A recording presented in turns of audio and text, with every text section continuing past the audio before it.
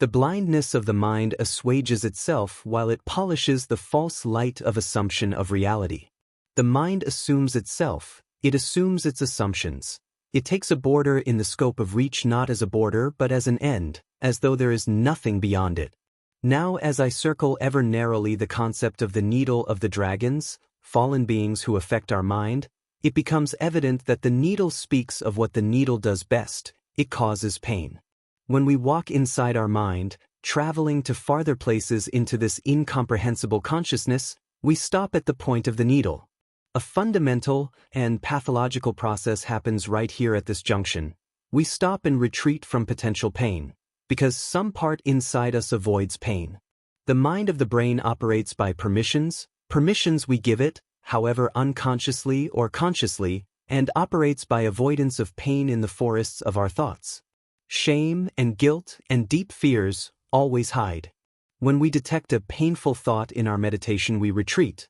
We are also slammed left and right by continuous thoughts that we had assumed we have to look at. Pain may help to find the truth of the light, but painlessness in the mind of the self helps us to walk deep into the light. The vast scopes of consciousness and being, and traveling so, requires painlessness, and painlessness requires awareness of our exquisite self and its beauty within righteousness. On another note, a thing that exists can only exist within existence. The point here seems so evidently passive that it falls to the ground, but there is something here.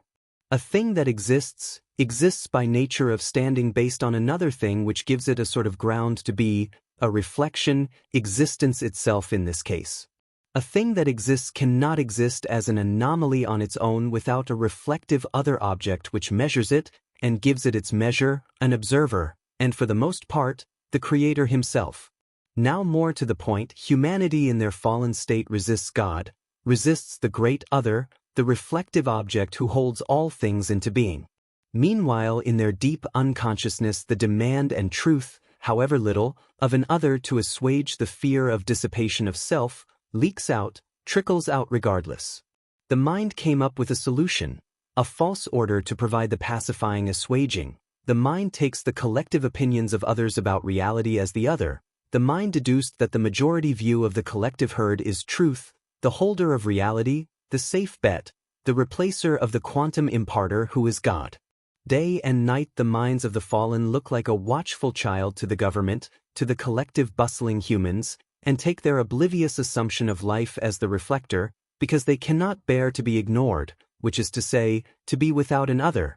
They have deferred all things to the hope that the opinion in the minds of other humans is the quantum other which can maintain cosmic life.